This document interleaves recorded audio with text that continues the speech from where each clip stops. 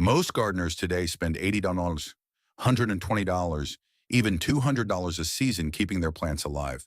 Ruth Calloway, a 61-year-old retired school teacher in rural Tennessee, spends $2. Her tomato roots run 14 inches deeper than her neighbors. Her plants survived a 19-day drought last summer without a single supplemental watering. Her yield was 340% above the county average. She didn't use drip irrigation. She didn't use moisture sensors. She didn't use anything invented in the last 2,000 years. She used a method described in the book of Genesis. Now here's what I want you to stay for. At the 4-minute mark, I'm going to show you the exact physical mechanism that makes this work. And it has nothing to do with faith.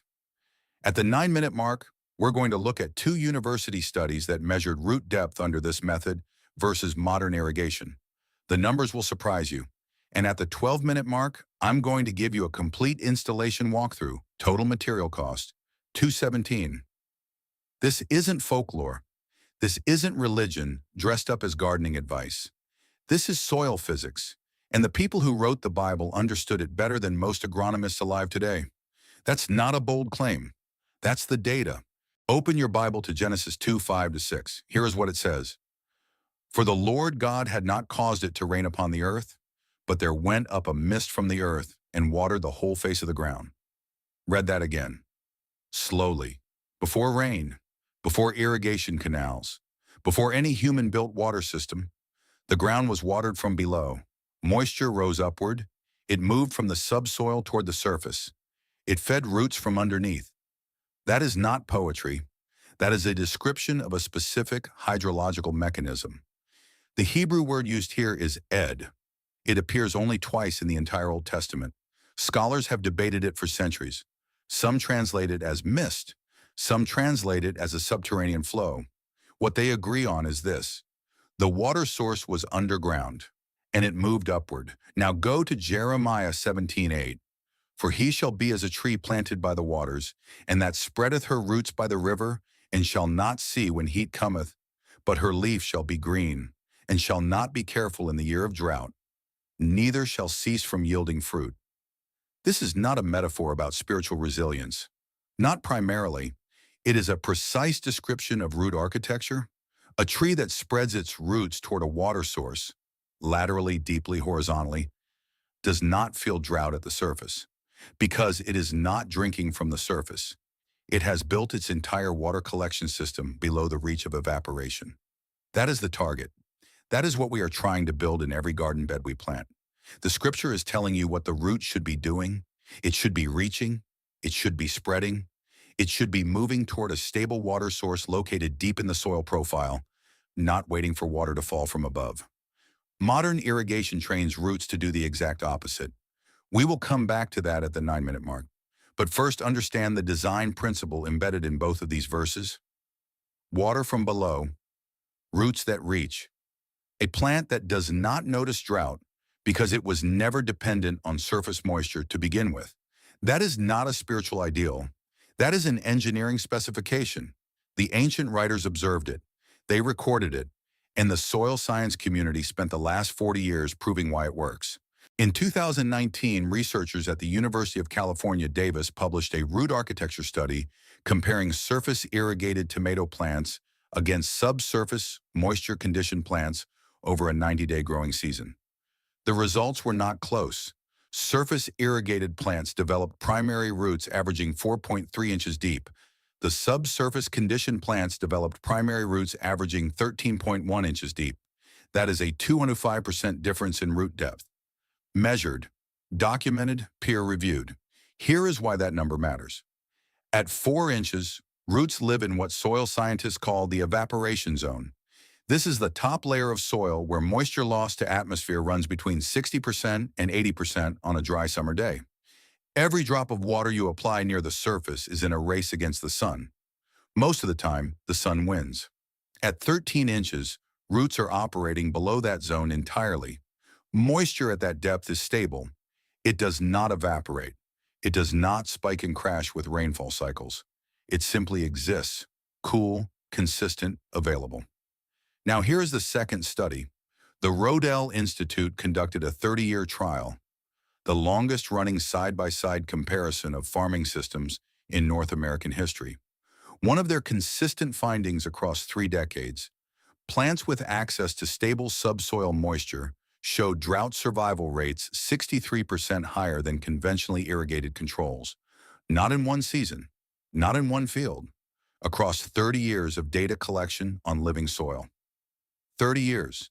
That number deserves a moment of silence. Now let's talk about the physical mechanism, because this is where scripture and science shake hands directly. The process is called capillary action. Water molecules are attracted to each other into soil particles. In a soil with good structure, meaning adequate organic matter, biological activity, and pore space, water will move upward through the soil column against gravity. It rises from areas of high moisture concentration toward areas of low moisture concentration. It moves toward roots. It moves toward the surface when the surface dries out. This is the mist from the earth described in Genesis 2:5. It is not mystical, it is physics. Specifically, it is the same capillary force that pulls water up through a paper towel when you set the corner in a puddle. The soil does the same thing, provided the soil structure is intact enough to allow it. Here is where modern gardening breaks the system. Compacted soil has collapsed pore space. Compressed particles cannot create the capillary channels water needs to travel upward. According to a 2017 EPA soil health report, conventional tilled garden beds lose up to 74% of their capillary capacity within 2 growing seasons of regular mechanical disturbance. 74%. That means the ancient mechanism, the one Genesis describes, the one the Rodale data confirms, gets destroyed by the average gardener within 24 months of breaking ground. Not through negligence, through the wrong kind of effort. They till, they compact, they irrigate from the top, and every one of those actions suppresses the system the soil was designed to run. There is one more measurement worth noting before we move to installation. A 2021 field study out of the Arava Institute in Israel, conducted in the Negev Desert, one of the driest agricultural environments on Earth, demonstrated that plots managed with subsurface organic matter and minimal surface disturbance retain 3.4 times more plant-available moisture than conventionally managed plots receiving identical rainfall. 3.4 times more. Same rain, same desert, different soil management. The difference was not water input. The difference was soil architecture. That is the system we are about to build, and the total material cost is $2.17. Before you spend a single dollar, I want you to do 2 things right now. Go outside, find your garden bed, bring a pencil, push the pencil straight down into your soil using only thumb pressure. No forcing, no twisting, just steady downward pressure from one thumb. If the pencil stops before 3 inches, your soil is compacted. Capillary channels are compromised. Water cannot move upward effectively. Your roots have a ceiling. If the pencil slides to 4 inches or beyond with minimal resistance, your soil structure is intact enough to work with immediately. Write down your number. You will check it again in 30 days. Now for the second test. Dig a hole 12 inches deep and 12 inches wide. Fill it completely with water. Come back in 1 hour. If the water has fully drained, your subsoil has adequate pore space for the system we are about to install. If standing water remains after 60 minutes, you have a drainage issue that needs to be addressed before installation. We will cover that in a future video. Done? Good. Now let's build. Here is everything you need. 1 standard cardboard box. Free, pull it from your recycling bin. Wood chip mulch, 1 cubic foot, which costs at most hardware stores $2.17. A garden fork or hand trowel, and water. One time about 2 gallons. That is the entire materials list. Take your garden fork, push it 8 inches into the soil, rock it gently forward and backward. About 2 inches of movement in each direction. Do not flip the soil. Do not invert it. You are creating fracture lines, not rearranging layers. Move 6 inches to the left. Repeat. Work across the entire bed in a grid pattern, fork holes spaced 6 inches apart. This single step begins restoring capillary channel architecture without destroying the soil biology living in your existing layers. It takes approximately 8 minutes for a 4 by 8 foot bed. Take your cardboard and lay it directly on the soil surface. single layer, overlap seams by 4 inches where pieces meet. Do not use cardboard with heavy wax coating or colored ink. Standard brown shipping cardboard only. The cardboard does 3 things simultaneously. It suppresses surface evaporation, it blocks weed competition, and as it breaks down over 60 to 90 days, it feeds the fungal networks in your soil. The same networks that form partnerships with plant roots and extend their moisture gathering reach by up to 700%. Cut X-shaped openings wherever you intend to plant. Each opening should be 3 inches across. Pour your wood chip mulch on top of the cardboard. Spread it evenly to a depth of 3 inches across the entire bed surface. Do not use dyed mulch. Do not use rubber mulch. Do not use bark nuggets. Standard wood chip mulch, the kind made from shredded whole wood including bark, cambium, and heartwood, is what you need. It has a specific moisture-holding and microbial feeding profile that bark nuggets and dyed products cannot replicate. 3 inches is the minimum. 4 inches is better. Beyond 5 inches produces diminishing returns for most garden applications. Apply your 2 gallons of water slowly and directly through the X openings in the cardboard at the base of each planting site. You are not watering the mulch. You are charging the subsoil. Use a slow trickle. Give the water 90 seconds to absorb at each opening before moving to the next. You want the moisture to move down, not pool on the surface. This is your one deep watering. For most climates with average rainfall, it may be the last manual watering your established plants need for 2 to 3 weeks. Within 24 hours, surface soil temperature under the mulch layer will drop 8 to 12 degrees Fahrenheit compared to exposed soil. You can verify this with a cheap soil thermometer. Cooler surface soil means dramatically reduced evaporation loss. Within 7 days, earthworm activity will visibly increase in the loosened soil zone. This is not incidental. Earthworm channels are among the most effective capillary structures in garden soil. Each worm creates a permanent vertical tunnel that water can travel through. More worms means more upward moisture movement. Within 30 days, rerun your pencil penetration test from the beginning of this section. In documented field applications of this method, pencil depth increases from an average of 2.1 inches to 5.8 inches over 30 days. Without tilling, without any additional amendments, the biology does the work. Push your pencil in, measure the depth, write it down next to your first number.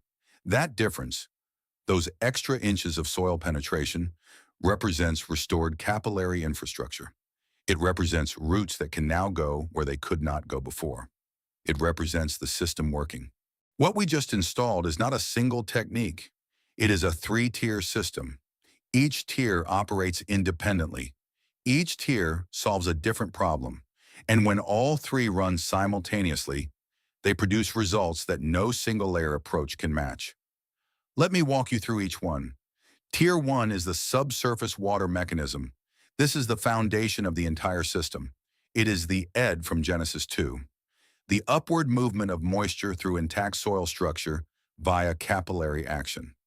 When soil pore space is preserved, meaning the microscopic channels between soil particles remain open and connected, water at depth can travel upward toward the root zone. It moves in response to a moisture gradient. The surface dries, the subsoil is wet. Water moves toward the drier zone, carrying dissolved minerals and nutrients with it. Roots do not need to chase water when water is already moving toward them. Capillary rise in healthy loam soil averages 18 to 24 inches of vertical movement under dry surface conditions. In sandy loam, that number drops to approximately 12 inches. In clay-heavy soil with good structure, it can exceed 30 inches. This means a root system operating at 10 to 12 inches of depth, which is exactly where the Jeremiah 17 root architecture targets, sits directly inside the capillary delivery zone, not reaching for water, receiving it. Capillary function begins restoring within 7 days of the fork loosening step. Full capillary channel development across the bed takes 21 to 30 days as biological activity continues opening and stabilizing pore space. The outcome is a self-regulating moisture delivery system operating 24 hours a day without human input.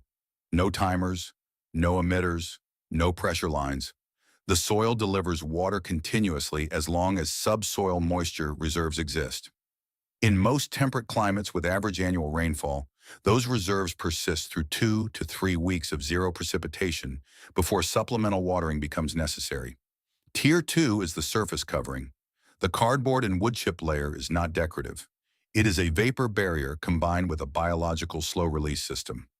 Bare soil loses moisture through two pathways: evaporation directly from the surface and transpiration through weed foliage. A 3-inch wood chip layer over cardboard eliminates both pathways simultaneously. The wood chip layer also moderates soil temperature.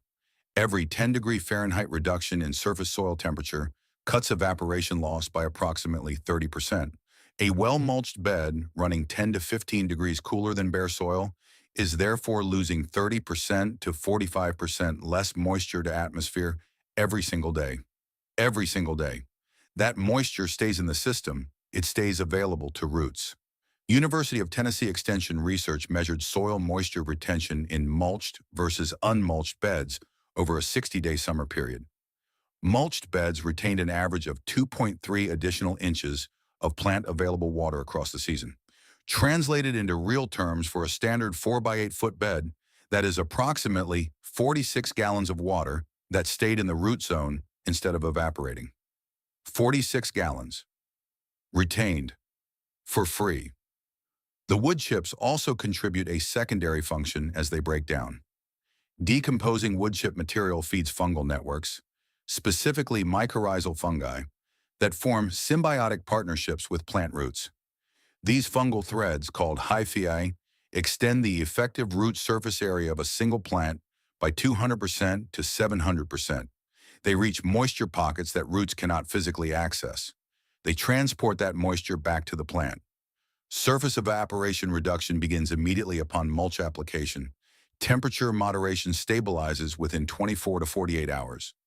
Fungal network activation begins within 14 days and accelerates significantly between days 30 and 60 as cardboard decomposition provides carbon fuel for fungal growth.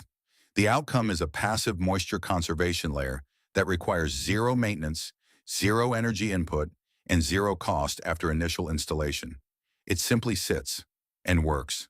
Season after season, the decomposing mulch layer enriches the soil below it, meaning the system becomes more effective over time, not less.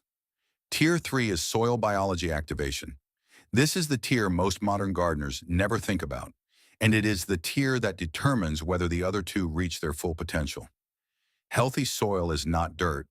It is a living ecosystem. 1 tablespoon of biologically active garden soil contains more individual organisms than there are human beings on Earth. Bacteria, fungi, protozoa, nematodes, arthropods. Each one playing a specific role in the movement, storage, and delivery of water and nutrients. When soil biology is active, soil structure builds itself. Bacterial biofilms aggregate soil particles into stable clusters called aggregates. These aggregates create the pore space that Tier 1 depends on for capillary movement. Fungal networks create the extended moisture delivery system that multiplies Tier 2's effectiveness. Earthworms create vertical channels that accelerate both processes. Activate the biology. The biology builds the infrastructure. The infrastructure runs the water system. This is a self-assembling machine. You install it once. It builds itself. A 2020 study published in the journal Applied Soil Ecology measured biological activity in beds managed with surface organic mulch versus bare cultivated beds over a single growing season. Mulched beds showed 340% higher fungal biomass, 218% higher bacterial activity, and 4.7 times more earthworm density than cultivated controls by the end of the season. 340%, 218%, 4.7 times. Every one of those numbers represents infrastructure your plants are using to collect water that you did not have to deliver manually. Measurable biological activation begins within 14 days of mulch installation. Peak biological activity in the first season typically occurs between days 45 and 75. By the second season, a bed managed this way is functionally unrecognizable from where it started. Darker, looser, alive. Each season builds on the last. The roots go deeper. The fungal networks expand. The capillary channels multiply. The system requires less human intervention every year, not more. Ruth Calloway has been running this system for 4 years. In year one, she watered manually 6 times during summer. In year four, she watered twice. Same bed, same plants, different soil. The soil learned. There is one watering habit that is so common, so universally practiced, so deeply embedded in modern gardening culture that most people never question it. It is destroying your root architecture. The habit is this: watering little, often, and from above. A quick spray in the morning, another pass in the evening, maybe 5 minutes on the hose timer. Just enough to wet the surface, just enough to keep things looking green. It feels responsible. It feels attentive. It feels like good gardening. It is none of those things. Here is exactly what it does to your plants. Plant roots are not passive structures. They do not grow randomly in all directions, hoping to find water by accident. They are active, responsive systems. They grow toward moisture. They follow gradients. They build their entire architecture around where water reliably exists in the soil column. When you water shallow and often, you are telling the root system one thing: water lives near the surface. The roots listen. They concentrate in the top 2 to 3 inches of soil. They build a dense, shallow mat exactly where you have been delivering moisture. They stop sending deep exploratory roots downward because there is no signal below. No moisture gradient pulling them further. No reason to invest the energy. This process has a name in plant physiology. It is called hydrotropism, the directional growth of roots in response to moisture. It is not a flaw in the plant, it is a feature. It is an elegant, efficient system for locating water in natural environments. But in a modern garden with daily shallow irrigation, hydrotropism becomes a liability. You have trained your plant to be entirely dependent on you. A 2018 study from Kansas State University measured root depth development in pepper plants under 3 irrigation regimes over a 60-day period. The first group received daily shallow watering, approximately 0.25 inches of water applied to the surface each day. The second group received deep watering every 7 days. The same total water volume delivered slowly and deeply once per week. The third group received no supplemental irrigation, relying entirely on subsurface moisture management using organic mulch.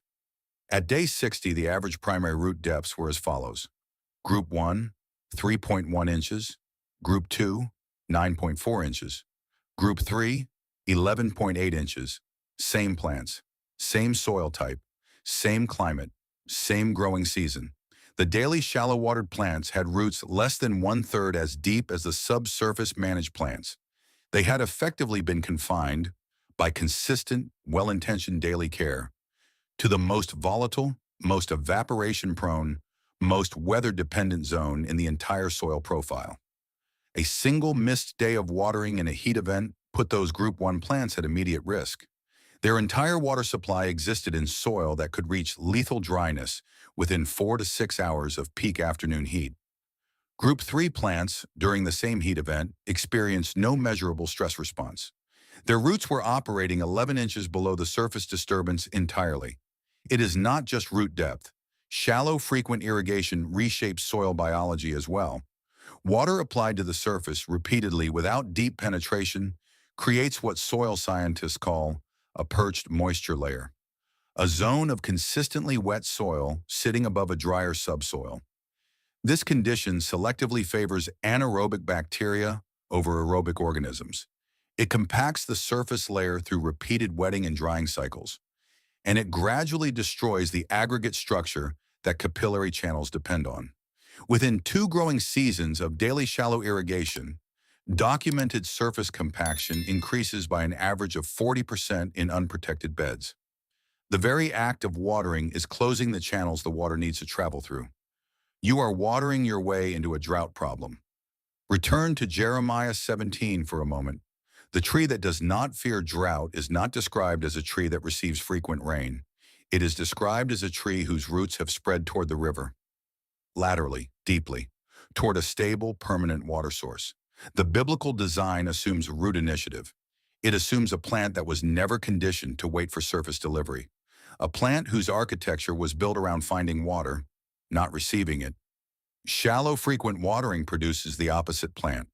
A plant that waits, a plant that is perpetually dependent, a plant with no capacity to survive the moment human attention is interrupted. That interruption always comes. Vacation, illness, equipment failure, drought restriction, and when it does, the shallow-rooted plant has nowhere to go. The deep-rooted plant does not notice. The fix is not complicated, but it requires patience, because you are asking roots to unlearn a habit. And roots, like all biological systems, change slowly. Stop watering daily. Extend your intervals. Force the roots to search. If you are currently watering every day, move to every 3 days for 2 weeks, then every 5 days for 2 weeks, then every 7 to 10 days, watering deeply and slowly when you do. Each time you withhold surface water, you create a downward moisture gradient in the soil column. The roots follow it. They go deeper. They find the capillary zone. They find the stable moisture that was always there, waiting below the evaporation layer, that your daily watering was preventing them from ever reaching. Combined with a 3-tier system, this transition typically takes 3 to 4 weeks. At the end of it, you have a fundamentally different plant. Deeper roots, lower water demand, higher drought tolerance, less work for you, more resilience for the plant. Let's put real numbers on the table. Not estimates, not approximations. Actual documented costs for both systems. Modern irrigation versus the biblical method, calculated across a standard 4 by 8 foot garden bed over a single growing season, and then projected across 5 years. Because the 5-year number is where the conversation ends. A basic drip irrigation kit for a 4 by 8 foot bed runs between $35 and $65 at most hardware stores. Call it $45 as a mid-range figure. That kit includes emitter lines, a timer, connectors, and stakes. It does not include the pressure regulator you will likely need. Add $12. It does not include the filter to prevent emitter clogging. Add $8. A basic installation now sits at $65. Emitters clog, lines crack in UV exposure, timers fail. Average documented replacement cost for drip system components runs $18 to $24 per season for a bed this size, based on consumer reporting data compiled by the National Gardening Association in 2022. Call it $20 per season in maintenance and replacement parts. Water cost. A drip system running 20 minutes daily at standard residential pressure delivers approximately 30 gallons per day to a bed this size. Over a 120-day growing season, that is 3,600 gallons. At the U.S. national average residential water rate of 0.015 per gallon, that is $54 in water cost per season. Season 1 total, $65 installation, plus $54 water, plus $20 maintenance, $139. Year 2 through 5, $54 water plus $20 maintenance per year, $74 per year. 5-year total, $139 plus $296, $435. And at the end of 5 years, you have aging infrastructure that needs full replacement. Plastic lines brittle from UV exposure, timer batteries dead, emitters partially blocked. The system that cost you $435 is now asking for another $65 to restart the cycle. Now the biblical system, year 1 material cost. Cardboard, $0, it came from your recycling bin. Wood chip mulch, 1 cubic foot, $2.17 at standard retail pricing. Garden fork, if you do not already own one, $22. Water for initial deep charging, approximately 2 gallons. Cost at national average rate, $0.03. Year 1 total, $24.20, and that includes the fork. Year 2 onward. The cardboard layer needs refreshing once per season as it fully decomposes. Free, from your recycling bin.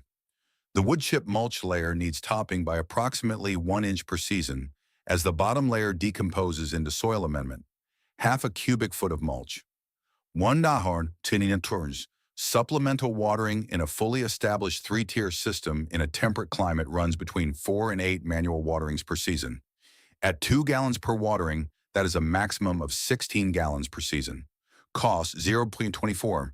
Year 2 through 5 annual cost $1.33. 5-year total $24.20 plus $5.32, $29.52. The 5-year cost difference between the two systems is $405 or $48. That is not a rounding error. That is a real number representing real money that leaves your household every growing season in exchange for a system that is simultaneously degrading your soil and creating permanent root dependency in your plants. Modern irrigation infrastructure is made from plastic. UV exposure, freeze-thaw cycles, and soil movement degrade plastic components continuously from the day you install them. The average residential drip system requires full replacement every 5 to 7 years, according to manufacturer documentation. The biblical system has no components that degrade negatively. The cardboard decomposes into soil organic matter. The wood chips decompose into fungal food and humus. The loosened soil structure does not revert. It continues improving as biological activity builds on itself each season. There is no planned obsolescence in this system. There is no replacement cycle. There is no version 2.0 you need to upgrade to. The system does not wear out, it matures. A drip irrigation system installed today will need full replacement before your child graduates high school. A garden bed managed with this method today will be producing deeper roots, richer soil, and lower water demand in 10 years than it does right now. One system has a lifespan, the other has a trajectory. There is one final cost that does not appear in any spreadsheet. Every component in a modern irrigation system is a potential failure point. A clogged emitter means a dead plant you did not know was dying. A timer battery that dies overnight means a missed watering during a heat event. A cracked line means water pooling in the wrong place. Root rot developing silently below the surface. You built the system to reduce your workload, but you also built a system you have to monitor, troubleshoot, and repair. The biblical system has zero components, zero failure points, zero monitoring requirement. It runs on soil physics and biology, mechanisms that have been operating continuously for thousands of years without human supervision. The only maintenance it asks of you is a layer of cardboard and an inch of wood chips once per season. 109, that is the annual maintenance invoice for a self-regulating water system built from the oldest agricultural instructions ever recorded. There is a verse in Psalm 1 that most people read as poetry. He shall be like a tree planted by the rivers of water that brings forth its fruit in its season, whose leaf also shall not wither, and whatever he does shall prosper. Read it one more time, but this time read it as an agronomist. A tree planted by rivers of water does not depend on rain. It does not depend on irrigation schedules. It does not depend on timers, emitters, pressure regulators, or any system that can fail on a Tuesday afternoon in August when the temperature hits 97 degrees. It depends on proximity to a stable water source and on roots deep enough to reach it. That is the entire system we have built today. You understand that Genesis 2 describes a real hydrological mechanism, upward capillary movement of subsoil moisture, that modern soil science has spent decades measuring and confirming. You understand that Jeremiah 17 is a precise description of root architecture, lateral, deep, reaching towards stable water, that plant physiologists now recognize as the single greatest predictor of drought survival in any species. You understand that Ruth Calloway, 61 years old, retired school teacher, rural Tennessee, is growing tomato roots 14 inches deep on a $2 annual materials budget because she understood something most modern gardeners have never been told. The soil wants to water your plants. Your only job is to stop preventing it from doing so. Here is what strikes me most about this method. It is not new. It is not innovative. It is not the product of a laboratory or a startup or a university extension program. It is old, profoundly old, older than any agricultural institution currently operating on Earth, and yet it outperforms them. The ancient observers who recorded these principles did not have soil spectrometers or peer-reviewed journals. They had eyes. They had patience. They had generations of careful attention to what the land was doing and why. They watched trees planted near rivers outlast droughts that killed everything else. They noticed that ground not disturbed by human hands stayed soft and alive longer than ground that was worked. They recorded what they saw in the most durable medium available to them. And we dismissed it as metaphor. It was never metaphor. It was field notes. The $2 method works because it aligns with how soil actually functions. Not how we imagine it should function, not how it is most convenient for us to manage it, but how it actually moves water, builds structure, and sustains life through conditions that would destroy a system built on surface dependency. Every principle in this video existed before modern gardening, before plastic irrigation lines, before digital timers, before the entire infrastructure industry that now charges you $435 over 5 years to approximate what a layer of cardboard and wood chips does for $29. The scripture did not need updating. The soil did not need improving. We needed to pay closer attention. If you ran the pencil test today, write your starting depth in the comments below. One number, that is all. Your soil type, if you know it, clay, loam, sandy, is even better. In 30 days, run the test again. Come back and post your second number. That difference, those additional inches of penetration, is restored capillary infrastructure. It is measurable progress toward a root system that does not need you the way it used to. If this video shifted something for you, if it changed how you think about what water is doing in your soil and where your roots are actually living, share it with one person who gardens. Not to promote a channel, because the information is useful and most gardeners have never heard it framed this way. And if you want to see the next step, how to identify your specific soil type and calibrate this system precisely to your local conditions, your rainfall patterns, your planting zone, subscribe. That video is already in production. One final thought before you go. The tree in Psalm 1 does not strive, it does not struggle, it does not require constant intervention to produce fruit in its season. It is simply planted in the right place, with roots reaching toward the right source. That is the goal, for your garden, and perhaps for a few other things as well. Go check your soil.